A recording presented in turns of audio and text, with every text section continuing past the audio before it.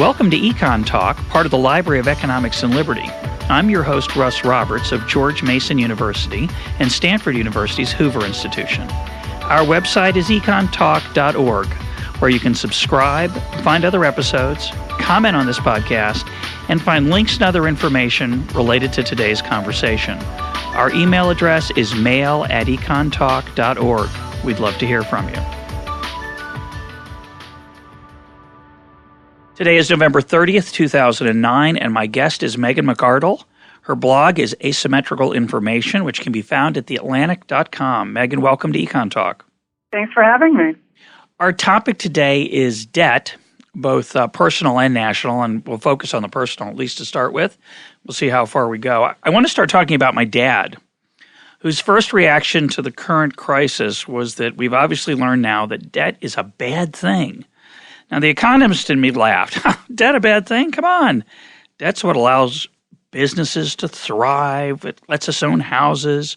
But having read your recent piece on Dave Ramsey and your personal experience, as well as thinking some more, maybe my dad, as always, might be onto something and might be right. So tell us about Dave Ramsey and your experiences with debt.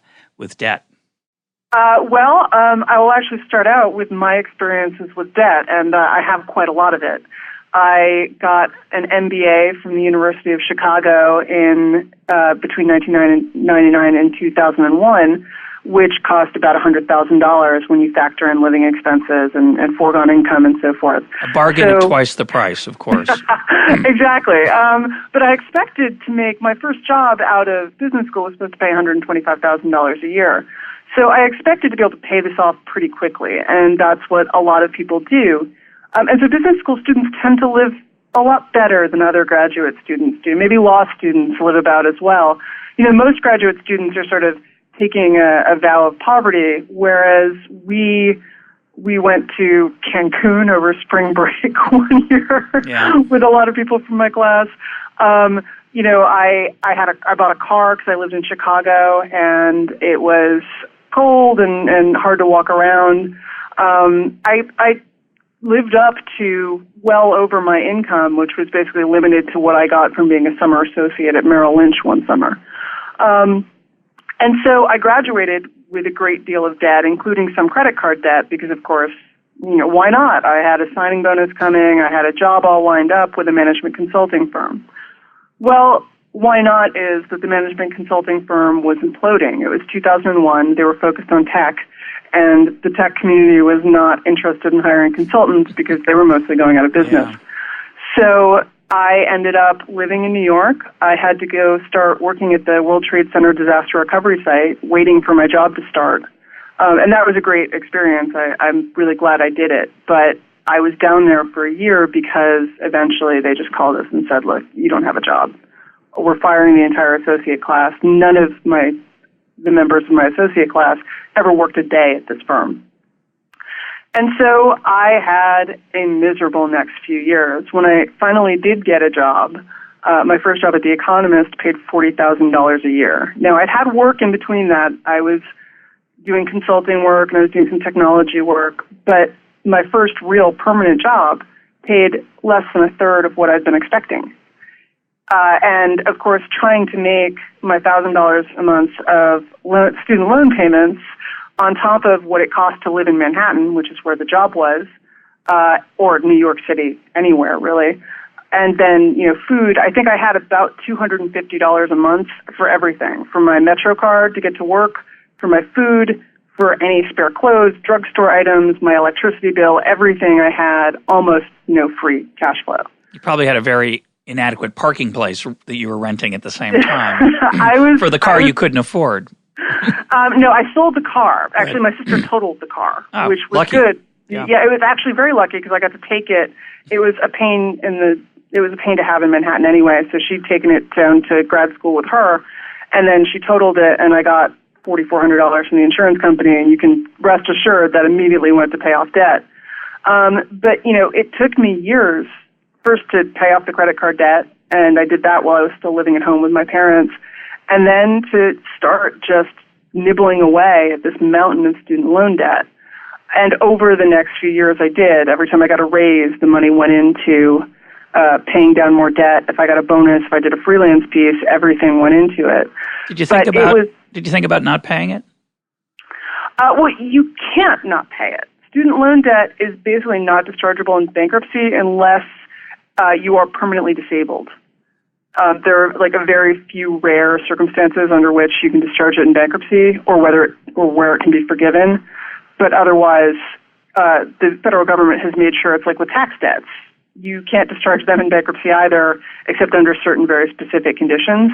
And so there was no point in declaring bankruptcy. But no, I didn't. My family would have died if I had ever considered declaring bankruptcy. My grandfather, who was still alive at the time, would nonetheless have started rolling over in his grave, and it wasn't even on my radar. All I knew was I was living this weirdly poor life where I had an income that by most of America's standards was certainly adequate, if not lavish. I did have to live in New York, but I could have gotten by if I hadn't had this $1,000 a month going out. And so I was freelancing like mad, trying to get cash in. And I got raises, and eventually it sort of stabilized. But it took a really long time to get back to the point where I had substantial cash in the bank. You didn't spend a lot of vacations in Cancun, presumably. I did not spend any vacations in Cancun. I didn't have a vacation. I didn't have new clothes, really, which started to be a problem. Women's clothes are not made to last, on average, 5 to 10 years. And it got to the point where the last piece of new clothing I had bought was 5 years old, and things were stained and they'd stretched. But I didn't have any cash. And so, my parents would, instead of giving me Christmas presents, they'd give me a little payment for my student loan. And eventually I paid off the highest interest one, and I consolidated others to the point where it now actually almost doesn't make sense to pay off my last student loan because the interest rate on it is 2.025%, which at most times, it's free money because inflation is usually higher than that. So it was a painful process, and this is the real issue, is that debt sort of magnifies our fortunes. When things are going well, debt allows us to live even better. But when things are going badly, debt can become catastrophic. And it's a great behavioral challenge for most of us who live through mostly good times to remember that lesson. Going back to my dad, as I'm sure I've mentioned before, he was born in 1930. So he has a natural suspicion, which will last him all his life. He's 79. I don't think he's going to recover from it anytime soon. He has a natural suspicion of debt, the stock market. You go through those experiences, they shape you, and you're probably shaped to some extent now from those struggling years. But most people your age and most people 10, 20 years older than you never experienced those bad times and never worried about the consequences of taking out too many credit cards or borrowing too much money. Exactly. And, we as business school students, we have access to all of these theories about economics. And one of them, income smoothing, consumption smoothing. This is really common. And now I wrote about this in the piece that we're going to discuss in just a second. And I wrote about how, we read Kotlikoff and Friedman and other people saying we should smooth our consumption. We don't have any money now, but we're making an investment in our education. And so it's okay to sort of transfer consumption from the future to here because otherwise, we'd have to consume very little and we'd be miserable, whereas taking a few $1,000s from my lavish management consulting salary in 10 years, that's not a big deal. And Kotlikoff actually wrote in to The Atlantic, and I'm going to publish a response to this in the next issue, and said, this is not what I said. And I said, and this is true, this is not what he said. And what I'm going to say in the response is, yes, we were grossly abusing the theory of the permanent income hypothesis and the theory of consumption smoothing. This is not to say that we were taking good advice from economists. Rather, it's to say that in the hands of someone who already wants to do something, a little bit of knowledge is an incredibly dangerous thing. Well, smoothing is soothing, it kind of makes it justifies lots of misbehavior if you're not careful. Exactly. So I've arrived at the age of 36 with not that much debt, but I have a car loan and I have a student loan. And by the standards of the United States, this is not all that surprising. Consumer debt is very common. Auto debt is very common. Student loans are very common. I don't have credit card debt, thank God. I can't even imagine what my life would be like if I had, you see the people on the personal finance shows or Dr. Phil or what have you, or in the newspaper, and they make $40,000 a year and they've got $60,000 in credit card debt.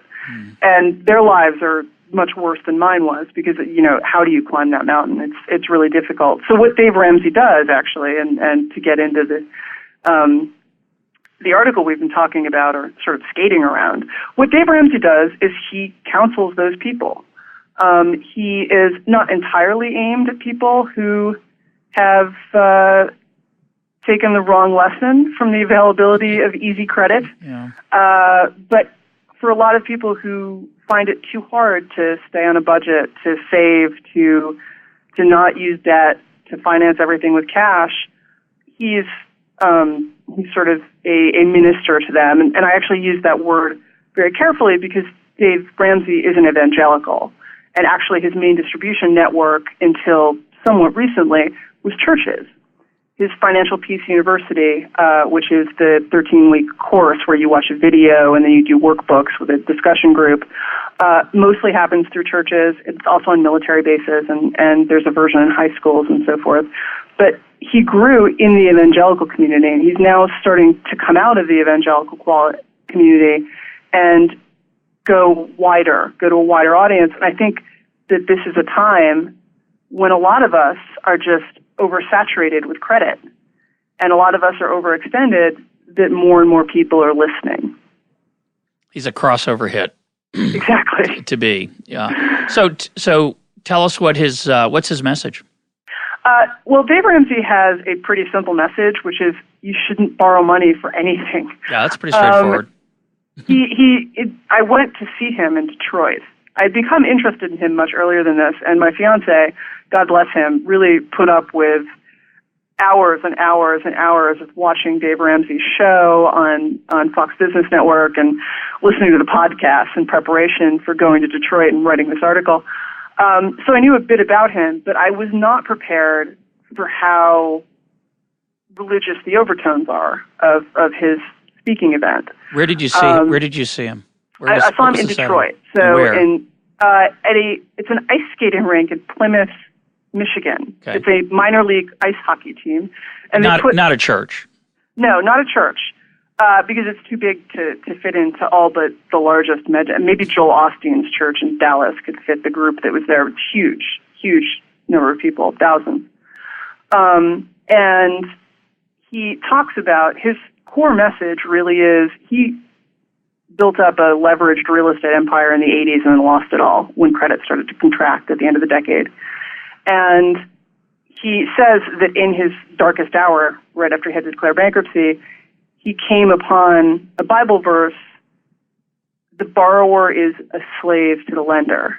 And he decided at that moment, never borrowing money again. And that's his core message, is that as long as you've borrowed money, you are in slavery to the person you borrowed money from. They can always push you into bankruptcy if you don't pay. They can do terrible things to you. I wonder how China feels about that message, but we'll come back to that later.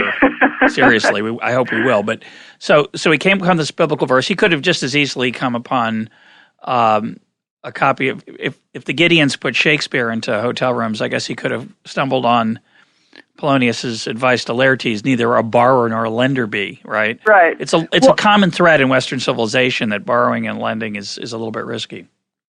Yes, and in fact, I have to say so. His core program is built off of that. He basically sets up these, what he calls baby steps, that take you from being typical American with a car loan and a student loan, and maybe you only have a few $1,000 in the savings account. It's amazing to me, actually, to see when I started doing this article how many people live paycheck to paycheck. even among people who make more than $100,000 a year, 3 out of 10 of them say that they live paycheck to paycheck and they don't know if something bad happens, they're in big trouble. But people below that income level, it's a majority, say they live paycheck to paycheck. And so you start at this point where you've got no money and a lot of debt, and you build your way up through these baby steps to a point where you have no debt and a lot of money. And the first baby step is just saving there's baby step 0 for people who are actually delinquent and in real trouble is get current. But once you've gotten to there, and most people are current on most of their debt, then you save up $1,000 in an emergency fund. And then you start paying down all of your debt as fast as you can. And you use a very common technique called a snowball, where you pay the minimums on everything except your smallest debt, and you pay that down as fast as possible, and then you take all of the payments from that and you roll it over into the next debt, pay that down as fast as possible, take those 2 minimum payments, and so on until you've paid off all of your debt. Then he says you should save a 3 to 6 week emergency fund, 3 to 6 month emergency fund, rather, and then start putting 15% into your 401k, start saving for college if you have kids, and then, eventually, and then pay off your house. The one kind of debt he will allow people, there's 2 kinds of loans you can take out if you're a Dave Ramsey follower. One is if you've got a big fancy car or a boat, and the asset is worth less than the value of the loan, as it almost always is, and the payment is killing you. You are allowed to sell that asset and take out a bridge loan for the deficit. The other kind of debt you can take on is a mortgage, but only a mortgage that is a 15-year fixed-rate mortgage where the payment is only 25% of your income. And if you look at the normal way that people buy houses, that's a very conservative mortgage, and then you're supposed to pay that off as quickly as possible. So you get to a point, hopefully in your 30s or 40s, where you own your house free and clear, you've got no debt payments, you buy everything in cash, and you can start giving a bunch of your money away. You can start playing and going on vacations and spending it on yourself. You can, put it to work and generating more money. That you're able to do all of these things once you've gotten to the point of what he calls financial freedom. And talk about your personal experiment then. Oh, and don't forget the envelopes, by the way, because I really like the envelopes. Yes. This is how he recommends doing it. He says you have to cut up your credit cards. We didn't actually cut up our credit cards because I use a credit card to travel for work, as does Peter. But we don't use our credit cards unless we are going on a work trip because I don't feel like making an interest-free loan to my company. But other than that, we don't use them. And what you do instead is you pay cash for as much as possible. And this sounds crazy, especially if you're someone who makes more than, $1,000 a month. To pay cash for all of your variable expenses sounds and looks a little insane. But what he argues is that when you're actually paying cash, it hurts because you're seeing the money leave your wallet. And you can physically see your budget dwindling. So what you do is you take the cash and you have your fixed expenses, your rent or whatever. Those get paid automatically by your bank or you write a check for it once a month. But the other expenses, things like your gas, your groceries, your eating out, you're going to have drinks with a friend, going to movies, your parking, healthcare, whatever. Clothes. Yep, clothes. You budget at the beginning of the month. You sit down and you do a written budget where you take all of the income you expect to have coming in the month, and you do what he says: give every dollar a name, and it has to be in writing. So we use a computer program that allocates it automatically, so you can see how much you have left, and then at the end, when we're done, we put the rest of the money into savings because we're getting married in 6 months and we have a wedding to save for. Yeah. And then you go and you take out this gigantic wad of cash. We do it biweekly because I don't want to have that much cash in the house. But even so, when you think about all of the things you do for your gas and your parking, it's $1,000. So when you say give every dollar a name, you mean you create a category for every expenditure? Exactly. You create a category and you put an amount. And, when you're a couple, the rule is you can't change it unless you both agree. I mean, in a real emergency, right, you could take the baby needs to go to the doctor right now and is dying or whatever. Obviously, you take the baby to the emergency room. But otherwise, if I realized I need a dress for an event that I have later in the month and we forgot to budget for that, I have to go to Peter and say, we need to change the clothing budget. And it all sounds just incredibly annoying. And then you've got these big envelopes. There's an organizer that I got because as part of my research, I registered for his website for a year, mytotalmoneymakeover.com, and part of your membership is they send you this organizer. And you label your envelopes. It's got little spaces to write down what you've spent. So you always know how much you have left in the envelope. And I was a little skeptical that this was going to work. Well, it sounds horrifying. It sounds... To those of us who live... I just have to confess before we continue that I haven't balanced my checkbook since, I think it was about 1983. I have actually never balanced my checkbook. Okay. I've always used online banking to watch my transactions. So I'm just not good at that kind of phenomenon. I think many people are not. So there's no doubt that it would probably work. The hard part is sticking to it. So you've been sticking to it, right? Yes. Although we had a month where we didn't. Oh my gosh. We just did our December budget, but we had 1 month where we couldn't. I was traveling 3 out of 4 weekends, and so they're just getting into the same place. And finally we just gave up and said, okay, we're starting over in November. I hope Dave isn't listening. I don't know if he's an EconTalk fan, but we're going to find out, I have a feeling. Well, I mean, this is something that happens, and he says, your first 3 months of budgeting, you're going to be terrible at it. But here's what happened to us. And first of all, it's very hard to spend cash. He's right. Every time you think about it, it's not just handing over your ATM card.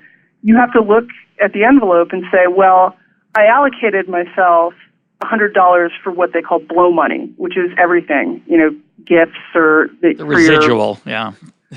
or, a latte or whatever. And I've only got $100. And so do I really want to spend $5 of my $100 on a latte? Not really, because there might be something really great I'm going to want later and I can't have it because it's not in the budget. And so what ended up happening was I had money left over in each envelope because every time it got low, I would panic and just be like, okay, we're eating pasta for the rest of the week. There you go. And it's actually, it sounds incredibly annoying. I mean, I know how this sounds because when I listened to it, it sounded incredibly annoying and it sounded like it took up a lot of time and it was going to be terrible and I was going to hate it. And actually what I found... It's all true. No, sorry. It does. Right? And I am really not an organized person at all. But actually, part of the great thing is if you want a budget, and we do for a bunch of reasons, it makes budgeting really easy because I never have to track it, right? I don't have to do anything. I have the cash in the envelope. If the cash is in the envelope, I can spend it. If the cash is not in the envelope, I can't spend it. I'm actually pretty lax about writing down how much I've spent just because, except for our groceries, which are hundreds of dollars, no one envelope has a ton of money in it. So I can always just count the money and see how much is left if I'm worried. How many envelopes do you have? I've got 10. Do you carry them? Do you carry them around with you? No. They are in our house in a hiding place. And I carry it to go grocery shopping. If I'm going to go and do a bunch of errands, I will carry the envelopes with me. Otherwise, I know I have to do parking today. I take the money out. I put it back in if I don't spend it, or whatever. But what's fascinating about this, and I want to get into the general issue in a minute about how we constrain ourselves when we're struggling with our appetites. But what's fascinating about it is the usual suggestion on budgeting is you save your receipts, you save your credit card receipts at the end of the day, end of the week, end of the month. You make sure that you're staying on track. But this cash in the envelope thing is a brute force method for staying on track. Yeah, because I'll tell you right away, anything that requires me to save all of my receipts and sit down and top it all up, not going to happen. Yeah, me neither. Although every once in a while I've tried. But the point of this, which is the feature and the bug, obviously, is that when you're walking to the meeting and you see on the way some really attractive fill in the blank, latte, camera, clothes, ticket, whatever it is, you don't have the envelope with you, you can't have it, right? You can't borrow from different envelopes. I mean, I could transfer money, but I have, in fact, one day when I was out shopping for a gift for Peter, and I realized it was our anniversary, and I needed a dress to wear on our anniversary, and so I took my parking money, decided not to drive to work that month, and spent it on a fairly inexpensive dress. It was actually very funny because I'm trying to check out in this better dresses section. And the woman, I don't know if she was new or she'd clearly never done a cash transaction because what I bought was on deep discount, and most of the things in there cost $300, $400, $500 or more. So people aren't walking in with a hunk of cash and slapping it down. So she kind of didn't know what to do with it, and it took her a little while to figure out how to open the register. Yeah. Well, it's called legal tender, which I think is supposed to mean it can be exchanged for stuff. Right. But that is hard. Yeah, it's fascinating how that's become less prevalent. But in general, no, you can't. But it's actually, I have to say, what I was really surprised by, and the reason we're still doing it, is A, how easy it was once you've done the budget, and B, how great you feel. And this is, again, I don't think anyone's going to believe me. Everyone listening to this is going to be like, this is crazy. She's some sort of, brainwashed cult member. But what it is that once you've agreed on it and you're looking at how much are we saving, you feel authorized to spend whatever you have. It's not like this guilty sensation of going and buying a dress because, I really shouldn't, but I really want it. There's none of that. If the money's in there, I'm allowed to spend it. And I don't have to answer for how I spent it. I don't have to, either to me or to Peter or to anyone else, is that serene feeling of knowing that every dollar that you're spending is a dollar you can afford to spend, that it's okay to spend, and all of the money that you're not spending is where it should be. It's in your bank, and it's doing its thing. To be intentional, and he says this word over and over again, and this really is the key to it. It's being intentional about your money.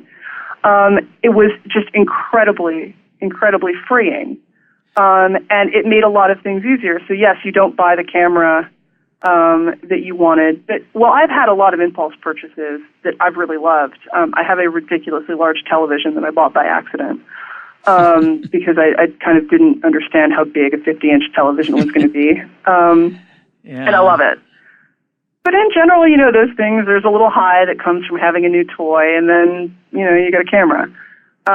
Whereas having this sense of freedom around your money that I think not that many people in America have anymore, is I think much more valuable. You could say it's priceless, but that would conflict with the slogan of a product that's on the other side of this. Just a couple footnotes, and then I want to turn to the more general issues. Sure. First of all, this is not an ad for the Dave Ramsey system.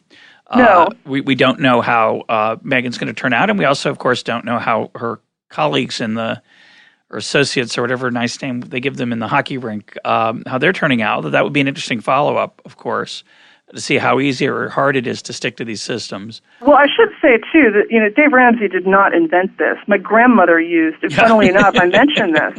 She was like, that's how I used to manage. My grandfather worked as a grocery boy for the first 5 years they were married. And they were living in back then, because people had a stove, you could just sort of put a stove into a room and cut a little hole for it. So they lived in a couple of rooms in his parents' house, and he was working as a grocery boy. He'd made almost no money, so she had the little envelopes, and she was telling me all about it. You can do that without Dave Ramsey. I understand. You can pay off your debt without Dave Ramsey. Yeah. It reminds me a little bit of the backlash against new math, and the going back to the old techniques of long division and subtraction, and your grandmother saying, that's the way I did it, or reading. But the other footnote that I think is important is that in your article you do mention that you are not a religious person, that the religious component of this is not part of the appeal for you. Is that correct? Yeah, no, I'm basically, I call myself an agnotheist. I think there's a very low but non-zero chance of there being a God. But actually, my fiance was raised evangelical, and that helped a lot in understanding a lot of how he talks and how things are shaped. Mm-hmm. But you definitely do not, the religious message is definitely there, and if you don't want to bother overlooking it, then it's definitely not something anyone should do. But the core principles aren't about religion, and the core principles work whether or not you do the Dave Ramsey plan or whether you just decide you're going to do a written budget and stick to it, which is really just absolutely the most powerful part of what he urges, and something that very few people do. Let's move to the general issue of self-control. And I hope at the end we'll then move to the broader, some of the national questions about debt. I used to teach, I don't know if I've talked about this on the program, but I used to teach time management at the business school at Washington University in St. Louis. I'd give a seminar at the beginning of the year for the first year MBAs on how to manage their time. And of course, it was more than how to manage your time. It was how to manage really your life, how to manage what was important, your priorities, how to make sure you didn't waste your time, how to control paper in your life. And I did it, I don't know, maybe 2 or 3 times. And then I stopped doing it because even though I think I was a really good teacher of time management, I realized that I couldn't live by the principles myself. It seemed a little awkward. You know, they say those who can't do teach, but it seemed a little weird to be a proponent for a system that I couldn't implement on my own, even though the principles were undoubtedly correct. And I used to liken time management and paper and other organizational issues to dieting and food. And I'd say, you know, we all know how to get thinner, eat less and exercise more. The hard part's following through. We all know that it's not good to have the 4th slice of pumpkin pie this past weekend, yet some of us do anyway. And I wonder what your thoughts are on this general issue of both appetite, self-control, and then systems, mechanisms that we use to try to restrain ourselves and get us to think more long run than short run.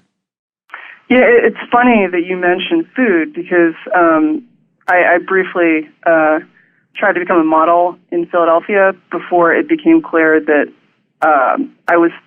the only thing I was good at was being tall. Which is a great thing.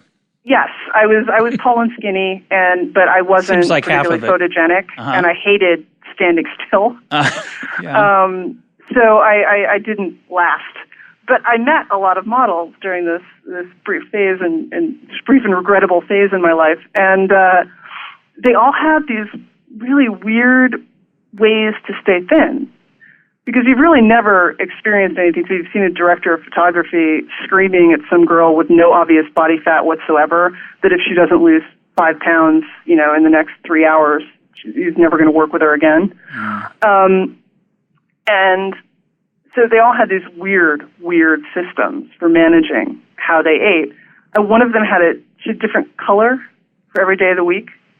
And so, you know, there'd be blue day and purple day. And she really had come to believe that somehow the chemical properties of the colors were making her lose weight. And he'd be like, no, you're eating blueberries on Monday, and that's all you're eating, because it's the only blue food available. That's why you're losing weight. You're not taking in any calories. But another girl would literally eat nothing between midnight on Sunday and midnight on Friday, and then she would just gorge all weekend.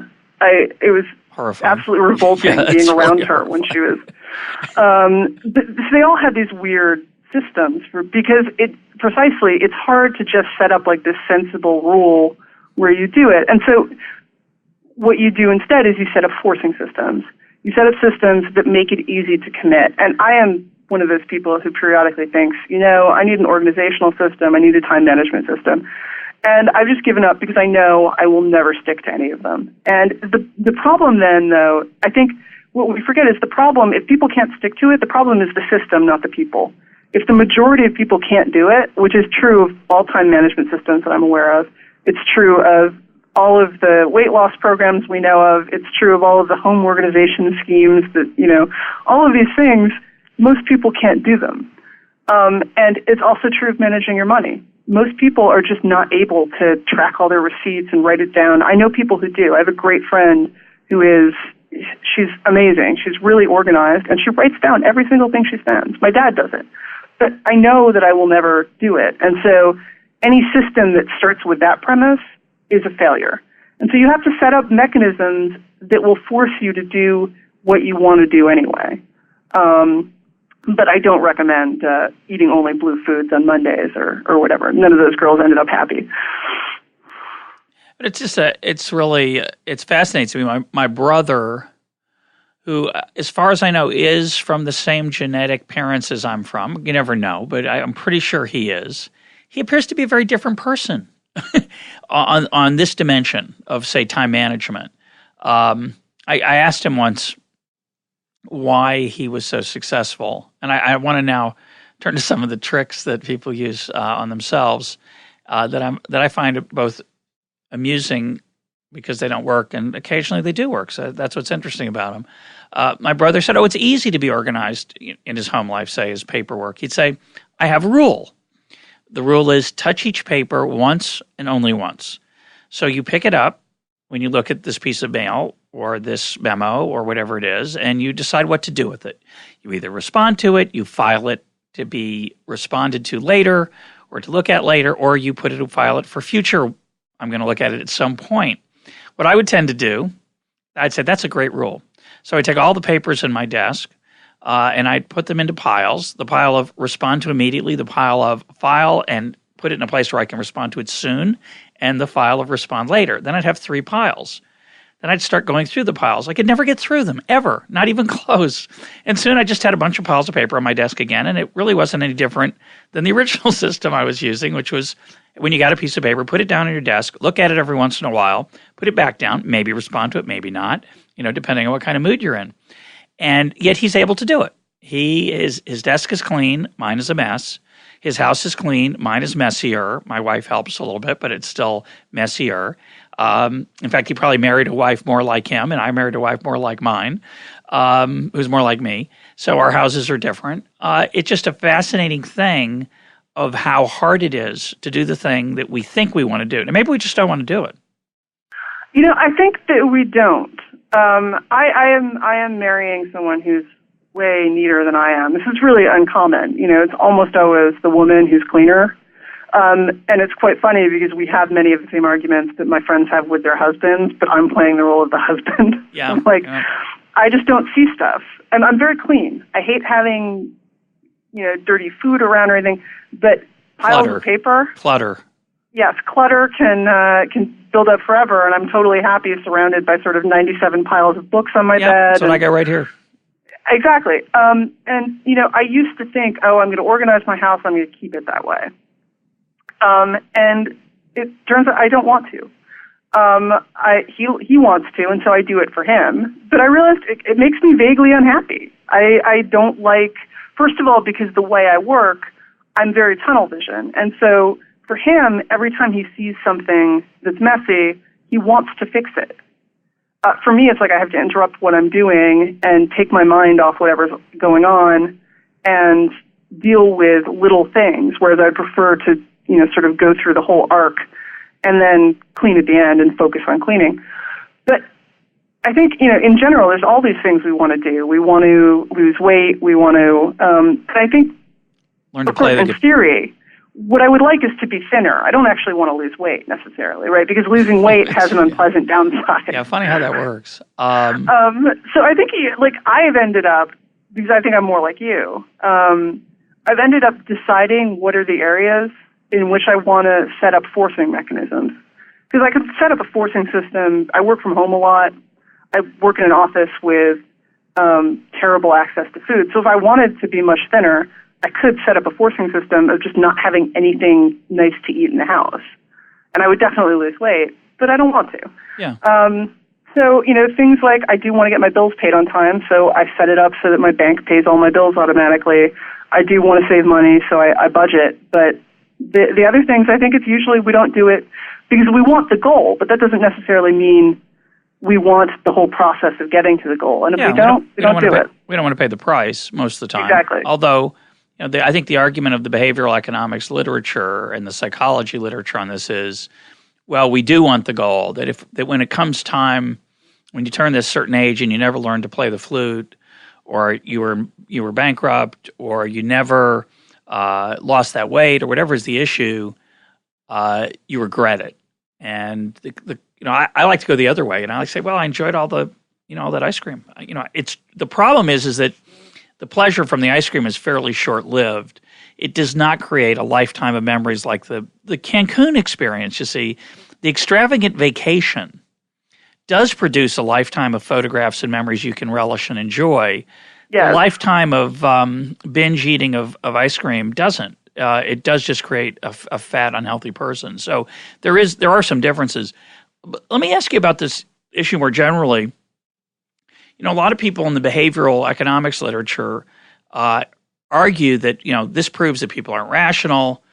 They can't do what's in their own self-interest, and therefore, quote, we need to do something about it. Now, the Dave Ramsey effect or the time management courses that are available from lots of places, and they're very inspiring, by the way. I love going to them. I think they have benefits. I don't mean to suggest that they're a waste of time. They're not. These are private, voluntary self-restraints we potentially take on ourselves. Like you say, dieting, various kinds, diet systems. My brother has certain, going back to my brother, he has certain rules about where he puts his junk food in his house. And after he takes some out of the bag, he puts the bag far away as if, he can't figure out where it is. Of course, he knows where it is, but he raises the cost to himself of going back to it. We all have little tricks like that. Some people argue we should do something more coercive, either nudging people, as Sunstein and Thaler argue, or coercively forcing them to do, quote, what's right. What are your thoughts on that? And what do you think the behavioral economics literature has to tell us on that? Well, I think the behavioral economics literature is obviously very interesting, and anyone who's read the seminal Tversky and Kahneman paper can't help but be intrigued at all of these gaps in rationality, which I do think exist. But I think a lot of the libertarian paternalism, especially the idea of nudging people, and these or straight out coercing them, I never know what to do with them because they rely so heavily on time inconsistency, right? They rely on this notion that what feels good now won't feel good later, and so we should change this. Well, in some cases, I think that's true. Going bankrupt is just insanely traumatic. And if we can nudge people towards not going bankrupt, okay. But gaining 10 pounds, I think that in some sense saying, I would like to be thin now, and so I shouldn't have eaten those pieces of pumpkin pie is kind of like saying, well, I would like someone to give me a lot of money, which is true. But, you've got me now and me then, and it is totally true that me now is always going to wish me then had done something different. That's correct. Because me then is no longer around. Yep. But I'm not actually sure that this is a valid distinction, if you understand what I'm saying. Yeah. And especially when the problems are small. Being 20 pounds overweight is not actually a personal trauma up there with, say, losing both your legs in a car accident, although America often treats it as if it's worse. So a lot of the kinds of interventions they do are along those lines. I think with things like saving, it's arguably more justified because there's always the temptation to free ride of, well, if I'm really destitute, people are going to keep me alive anyway, so I might as well spend it all now and get, whatever minimum standard of living people are willing to give me in 30 years. But in general, I think that they rely too much on hyperbolic discounting, which is just a way of privileging future you, the desires of future you, over the desires of current you, because pumpkin pie is super delicious, and it's really valuable to be able to eat it. So I'm not sure. That's a very bourgeois instinct. You can die in the meanwhile, too. And, no, I'm serious. Right. Life is uncertain. The idea that you should always postpone gratification is I think it's an anti-human idea and not inherently good. Postponing gratification for higher, more satisfying benefits later is a good thing. As a general rule, though, it's not always true. And the other thing is that future you has to keep doing the same unpleasant thing. I remember one of these sort of society razor women coming up to me That means thin. in New York. You mean very skinny. thin, Yeah. whip it thin. She's about 80. And she's telling me about this wonderful spa that she just went to that I should try because you could lose 30 pounds in a month there. And I thought, well, I don't want to die. And also, how she only eats half a chocolate every day so that she doesn't feel deprived. And, she's thin. Oi, right? That's what I say to that. But she has to, future you has to keep dieting. Yeah. So, maybe both current and future you would be better off if you just decided there are trivial health effects for most people of being 20 pounds overweight. So maybe you, future and current you, would be better off if you both just decided to be 20 pounds overweight, which is about how much most people's weight will fluctuate, is usually within a 20 to 30 pound band. And that's actually not a band that, again, for people who are otherwise healthy, that's going to have much health impact for them. Well, I apologize for misquoting Mencken. This is not a verbatim quote, but it's the way I've remembered it. So we'll correct it on the website, I hope. But, he defined Puritanism as the haunting fear that someone somewhere is having a good time. And there's definitely a Puritan streak in America working against our overconsumption streak, right? We have this partner character that says, live for today. We can always afford it because we're always getting richer. It's sort of a permanent income hypothesis in our bones, I think, maybe in our national character, that since our standard of living is always going to be rising, which I believe is basically true, contrary to the mainstream, since I think that's true, it's not the worst attitude. But fighting against that in our national character and inside most of us is this this sometimes religious, sometimes secular influence of what you might call this the hirsute. I'm gonna suffer so that later I can suffer some more. Because suffering in itself, sacrifice is always good. And you're right, there is a certain unhealthy aspect to that as well. I'm always reminded of Anatole France. I believe it's Anatole France. Has this wonderful quote that if only the hangover would precede the inebriation, then drunkenness would be considered a virtue. Yeah, that's right. And I think that's really a great true. Line. But going back to the behavioral stuff, what I find strange about it is I don't think it's so. Some of it creates such a straw man. Rational economic man is such a straw man.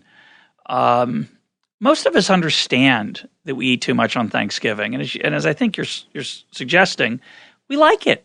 I'm thinking about this piece that you mentioned on your blog, this interview with Dan Ariely, where he had such insights as use a smaller plate on Thanksgiving if you want to restrain. And I'm thinking that's the contribution that's the great antidote to rational economic man who blindly presumes to be doing what's best for himself. Since he knows he's not, if he could only be aware of his flaws, he could take a smaller plate. Wouldn't stop me, baby. I mean, a smaller plate has never stopped me. It just, it's not so helpful. I'm really skeptical of all of those studies that say, here's some little trick you can use to lose weight. Because if you think about it, a deficit or a surplus of 50 calories a day is enough to make you gain several pounds a year. And if our appetites have to be calibrating our metabolisms pretty closely, right? Because otherwise we would all be grotesquely obese. Right. 50 calories is it's not even half a candy. I was going to say it's not half a chocolate. Yeah, it's few nuts. You have to pick a small chocolate that you can have half of, Megan. That's the key. Exactly. So so in fact, all of these tricks, you can observe them working at the time. You can observe someone if you have my favorite is this soup bowl that can be stealthily refilled from the bottom. And so people just ate a gallon of soup. I think that you can fool people in the very short term, but you don't then observe that the guy gets out and is like, oh God, I don't need dinner. I'm full. Yeah. You don't observe that. And so I think that actually it probably these tricks don't work that well. But I think that in the American consciousness, and it's to do with money and food and a lot of other things, there's always been this warring. It's funny because when you write about debt, and I do frequently, and you read about it, half the articles start off with this bygone era of when everyone was thrifty. Yeah. And this is just balderdash. Yeah. America was filled with people who came here to escape their debts in Europe. Like, we've always had actually much more sort of open relationship to debt than most people, and it shows like in our bankruptcy laws, which are just unbelievably debtor-friendly, to the point where when they did the bankruptcy reform, this draconian bankruptcy reform, I was describing what the new rules would look like, and everyone in Britain, all my colleagues, I was at The Economist, I was living in London at the time, they were like, well, of course you have to reform that. That's ridiculous. How can you let people just declare bankruptcy? And I was describing the new draconian rules. Yeah. Everywhere else, it's so much harder to declare bankruptcy. You can't there's nothing like Chapter 7 anywhere. And so when I was describing Chapter 7, still available for 90% of people who try to declare bankruptcy, they thought I was kidding, or they thought it was some, insane system that was going to be reformed away. So we've always had these two attitudes toward debt, but what we've also had is we've had panics. And the children of those panics do behave differently. It's actually, there's a lot of arguments about why this is, but one of the arguments about the national savings rate, you can actually see it. As the baby boom generation starts to retire, the national savings rate starts to plummet. My grandfather, who also he was born in 1916, but he was just growing up during the Depression. He used to squirrel money away. Yep. Literally, my grandmother was giving like a teapot or something to the rummage sale. She opened it up and there were $5,000 inside this teapot. If she hadn't bothered to clean it. My great uncle used to carry, like you, he didn't have an envelope. He had cash, and he kept it in paper bags, grocery bags. So when he wanted to go on a trip, it wasn't categorized. So I don't know how prudent he was, but he did not trust the banks, which I think was a result of living through the Great Depression. And so he kept his cash in a very safe place, sort of. Vault's pretty safe in its own way, but he kept it in a paper bag. Yeah, there's a lot of people from that era, and not without reason. I've just been reading this great new book. It's Benjamin Roth's Diary of the Great Depression, and his description of all of these banks in Youngstown, Ohio, going under. The passbooks, there was a market in the passbooks, so that you could buy a passbook for Dollar Bank at 70 cents on the dollar, and then a bank that was less well-regarded would go for 40 cents on the dollar. And so people would buy them up, and they would use those passbooks to pay off their mortgages at a gross discount. So anyone who had cash, because the banks were closed, no one could get their money out, and it was a terrifying time. And so people ultimately, a lot of people didn't end up getting 100 cents on the dollar out of the banks, and that really did infect them. They were both obsessed with saving, they were obsessed with having liquid assets after 10 years, and they were not trusting of the stock market. A lot of them didn't trust banks. A lot of them didn't even trust bonds. What they wanted was U.S. Treasuries, and that's why there's so many people in that generation who you'll see have just all of their savings in like U.S. Treasury bonds. Yeah. Because that's the only thing. And it's actually what you now see. This is very interesting, right? Benjamin Roth describes exactly the same phenomenon that we're now seeing. All anyone wants to have is Treasury bonds, right? People are actually paying the U.S. government to take their money in some cases because they're so afraid of any other store of value for their money. And of course, they might be wrong about that. It's not as unimaginable as it was 2 years ago that the U.S. would default on its a sovereign debt default for the U.S. government is imaginable now, at least to me and to some people. Let me ask you a philosophical question. Deirdre McCluskey is working on a very, very large and interesting project on the role of rhetoric and ideas in economic outcomes and growth and other forms of economic results. And I just wonder, you think about this issue of how the Great Depression changed a generation's ideas about debt and about various other things. But at the same time, out of that depression grew an economic theory of Keynes. And Keynes's economic theory really is spending, holds the economy up, debt's good, deficit spending is good. It's fascinating to me how much of that philosophical view is inside folks without much really thinking about it. It's so widely believed, especially among journalists, for example, who write about the economy, that spending holds up the economy. Without spending, like you read things about people are hoarding their money right now. They're not hoarding; they're saving like 3 to 5%. I think the national saving rate Right. is burst into the positive range measured. I want to say as an aside, the measured savings rate's an awful measure of savings, and the absolute level measure is very misleading. But the trend is clearly people are saving more than they did before, and some people view that as alarming. I don't view it. I don't. I think that's really wise, both at the individual and at the national level.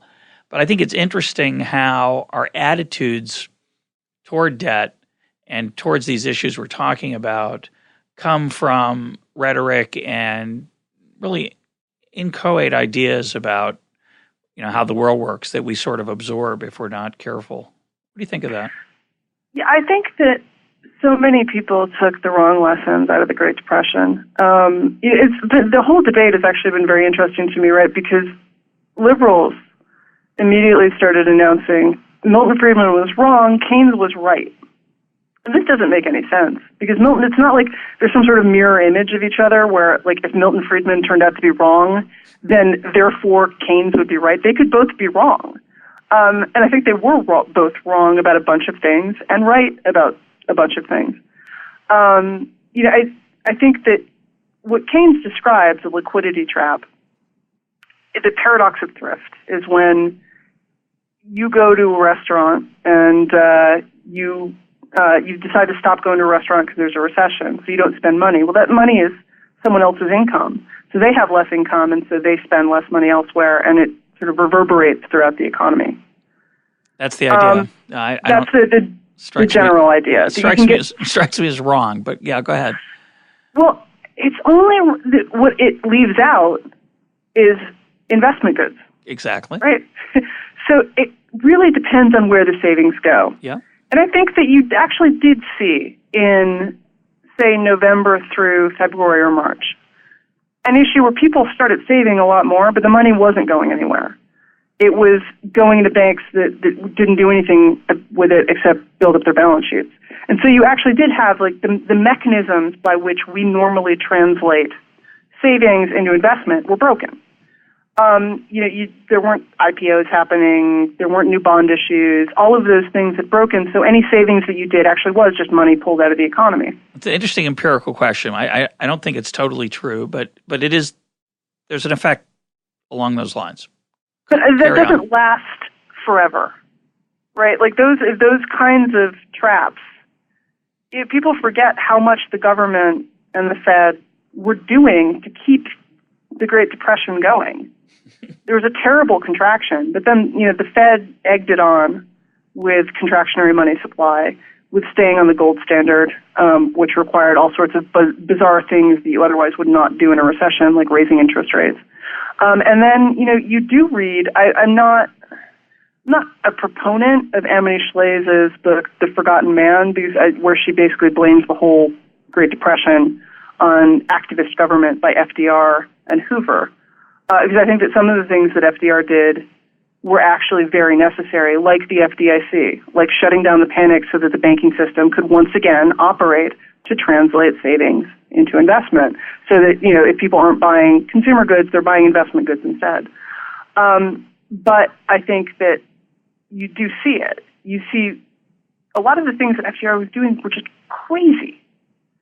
They were totally insane. And so, obviously no one's going to invest a lot of money in a factory if they think that, you're going to take all of their new investment and hand over any profits to labor. Or you're going to make their business environment so uncertain with price controls that they can't operate. He was doing a lot of things that were totally insane along with some things that were good. And I think the totally insane things did have a negative effect. And so people forget, they edit all of that out and they centralize this argument on money supply versus government spending. But the Great Depression really is sui generis because the government's getting right in there and doing things to keep it going in a way that we're not. The auto bailout's bad, but I don't think, I think not really going to end up affecting U.S. GDP that much one way or the other. I think so. Anyway, I think it's a little early to tell. We'll see. But I want to come back. I want to come back to your point about Friedman and Keynes, because I thought it was very interesting. And I mentioned as an aside, we did a podcast with Amity Schlaze on her book. So if you want to read more about her view of it, it'll be available. It's available on our website. But it's interesting. You said people jumped to the conclusion if Friedman was wrong, then Keynes was right, when in fact they're not mutually exclusive. And of course you're right. But what I think is interesting, and I see it in this current debate that we're having about where our country's going and what role the government's going to have in the coming years, it really is a debate between, say, Friedman or Hayek and Keynes, in the sense that, and the way I always think of it is, should we be more or less like France? There's a group of people who want us to be more like France. There's a group of people who, I would be in this latter group, who want us to be less like France. And when I say more or less... I'm also in that group. Yeah, but what I mean by that is, I don't mean worse wine and cheese and art, but I mean a larger role for the state in allocating goods, creating that safety net, creating, to me, destroying the natural incentives we have to act like adults. And so I don't like that world. I want to move away from that world. And a lot of people disagree. They think that's a good world. So that's, to me, what the debate's really about. And all the arguments about the stimulus package and debt finance and liquidity trap and the Fed and the gold standard, a lot of that is window dressing, I'm ashamed to say, for what I think the real debate is. And it is a debate. It's a debate between more freedom and less freedom. It's a debate between more centralized control, less centralized control. And so I think in some sense that is the real debate. I think it's really interesting because I'm certainly no Keynes scholar. But what I know about Keynesian theory doesn't actually tell you a lot about the level of spending by the government or the level of regulation. What it tells you is cyclically that the government should be operating counter-cyclically. So if you've got a deep output recession, the government should spend a lot of money. But it doesn't say that the average level of government spending should be high. And so what's odd to me is that, appropriating Keynes to say that what we really need to do is have a permanent increase in the share of GDP that government takes up from 20 to 30%, which is ultimately the debate I think we are having, is totally bizarre and has nothing to do with whether or not stimulus spending works or is a good idea.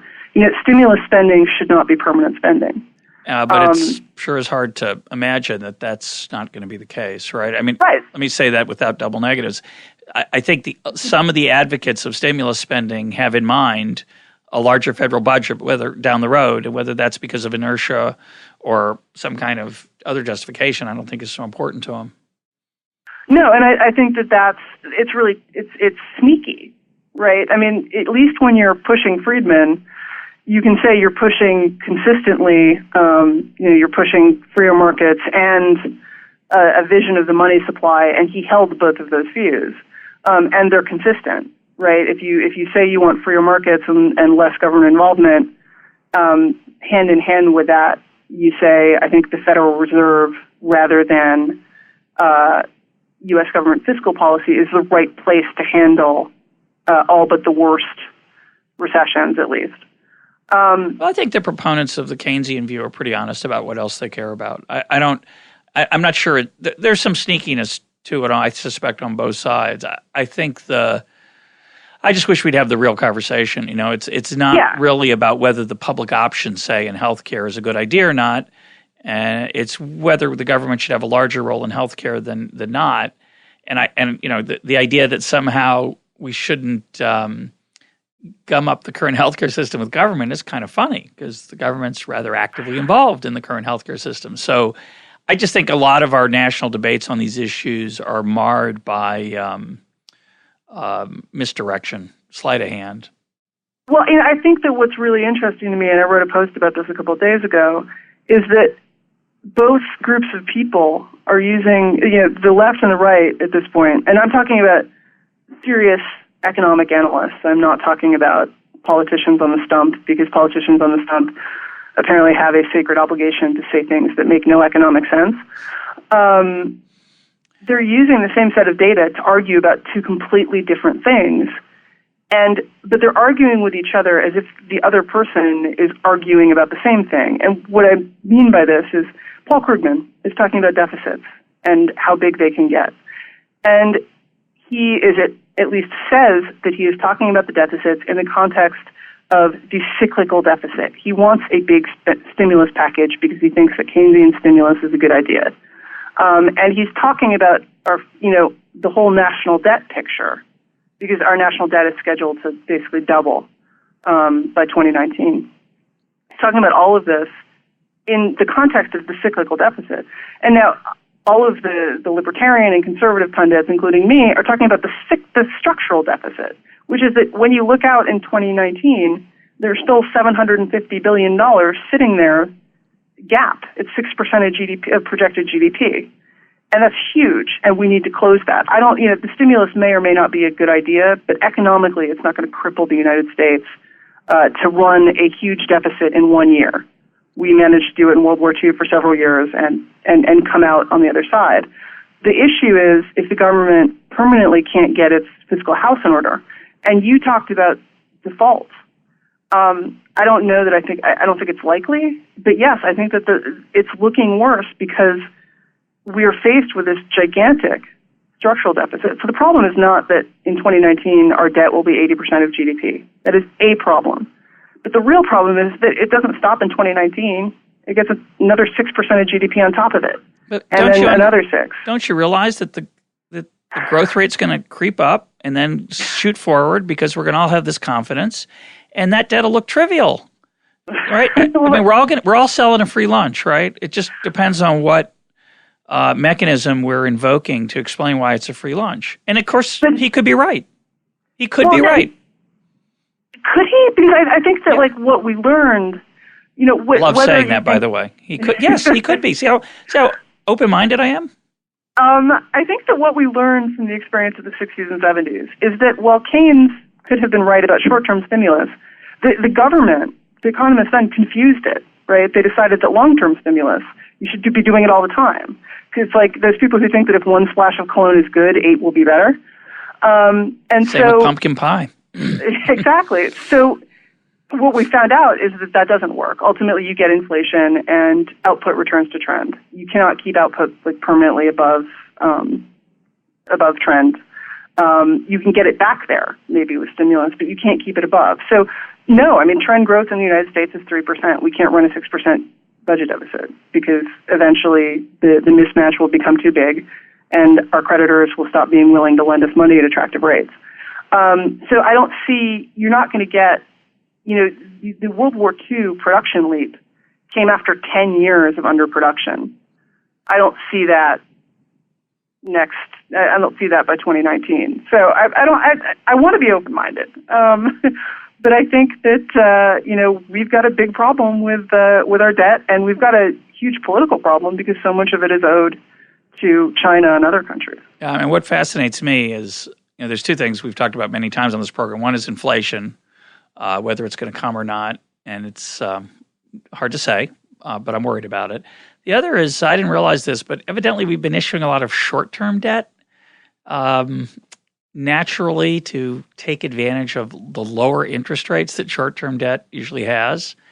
And as a result, rolling that debt over this year is going to be rather tricky.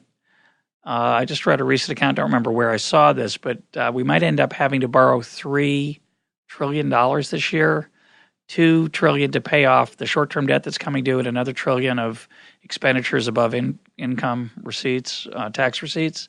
That might be tricky. There might not be $3 trillion worth of lending people want to do the United States at current interest rates. Maybe there will be. I think you're talking about the article by Edmund Andrews in the New York Times. And this is a big problem. And it's actually interesting because it mirrors how mortgages, residential mortgages used to work. Yeah, it's the same trick. These giant balloon payments. Yeah. And people would just roll them over. And they got used to, you'd have a 5-year mortgage and you probably weren't going to pay it off at the end, but you might get a smaller one and you'd roll the loan over again. And then in the 30s, people couldn't roll them over. And all of a sudden, the whole system came unstuck. And that's the real fear is, and why when people say, well, interest rates are low, they're very attractive. Well, first of all, the Federal Reserve is buying so much of this debt right now that it's hard to say what the real price is without all of this Fed intervention in the markets. But second of all, it's short term, and people don't worry about default risk on their 3-month notes because the United States is not going to default on their debt in the next 3 months. And so, I'll give you 0.1%. Probably. Barring, but if aliens invade and destroy the United States, then you have bigger worries than whether or not the United States has paid off its 3-month debt to you. But at the longer terms, when we start, and there's now at least inklings of a plan afoot to convert our national debt to longer term debt. You can kind of think of this as rolling your credit card debt into your house. Yeah. It's tricky. On the one hand, you have more security about your future interest rates and so forth. But on the other hand, it's often harder to get people interested because they have less flexibility. And when we start moving all of this debt over into longer term securities, where are the interest rates going to be on those when we have to generate $1 trillion worth of new demand for 30-year bonds? It's hard, and it also means that we're really bequeathing this problem to our children, and people talk about that a lot, and it's sometimes true and sometimes not. But in this case, it really is. It's let's shove the bulk of this off onto people, many of whom aren't born yet.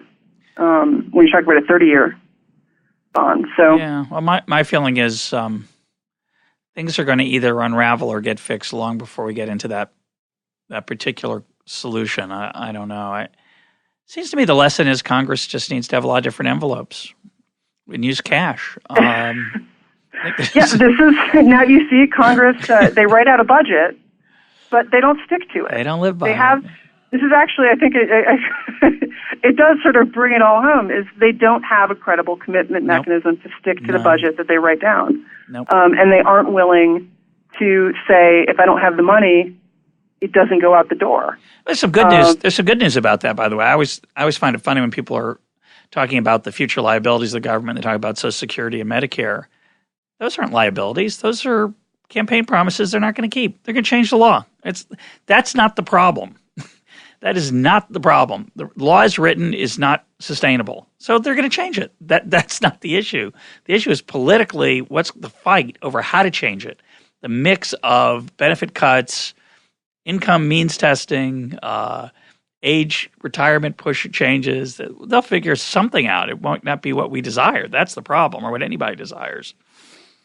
And I think that too, what a lot of people really underweight, especially sort of what I like to think of as like the apologists for Social Security, who say it's a small fix, all we need is 3% of GDP or something, which is a very large number. Yes, I mean, 3% of my annual income wouldn't be easy to just keep coming up with every year, but especially when you consider after tax. But the government doesn't pay taxes, but the pain of it is after tax income. But is that people plan their lives around these things, and to the extent that at this point there's no. I mean, first of all, there are some people who just don't think about it, right? Like they don't understand the problems of the U.S. government budget. They're busy trying to lead their lives. And so they just assume that Social Security will be there for them. And then there are other people who just, you kind of have to assume it will be there because there's no clarity on what it is going to be like. And where the cutoffs are going to be and so forth. So people plan their lives around it. And when you have to change it, as we will, I agree with you, when you have to change Medicare, well, you've destroyed the market for health insurance for people over the age of 65 who aren't working. You've caused everyone, you've taken a bunch of money out of people's paychecks and caused them to plan on Social Security. Those people will be worse off than they would be if there were no program. And the longer you leave it, the more people you have who will be worse off. And that's the problem that I think really gets under sort of sold when you're talking about all of these issues. Now, the flip side is I think most people under the age of 40 assume they're not going to get a penny. And I think they'll be wrong. I think they'll get a penny. Maybe just a penny, but they will get something, I suspect. But I think people go the other way. They don't count on it at all. Instead of saying, well, I'll get half of what I expected, they say, I'm going to pretend it's dead. But, I have a Fidelity 401k account, and they have all these tools for projecting what you'll get. Yeah. And, you can't tell it, just assume that I don't have Social Security, right? It's true. And so it's hard to do the kind of planning because all of these automated tools, which are what most people under 40 like me have, can't really afford a financial planner. I guess I could do it. I could do it myself. So this is a cop out. But most people are not able to run those kinds of massive spreadsheets by themselves. There's no way to assume it away. They assume that it's all going to be paid. There's no way to assume that, for example, your Roth IRA might get taxed.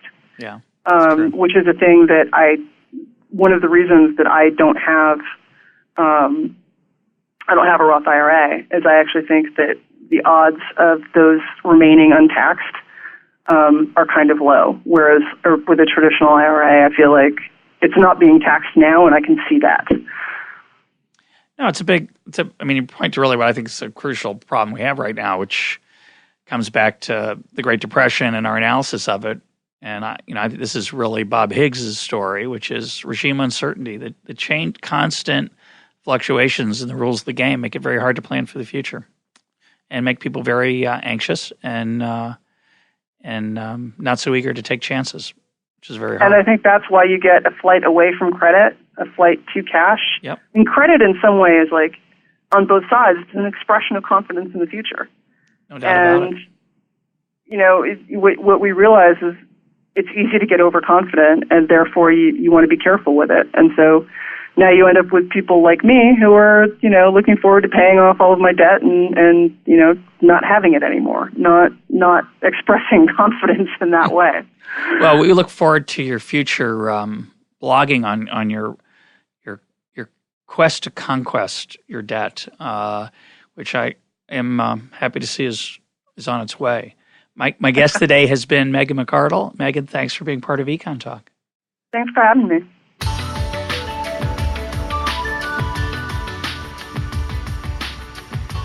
This is EconTalk, part of the Library of Economics and Liberty.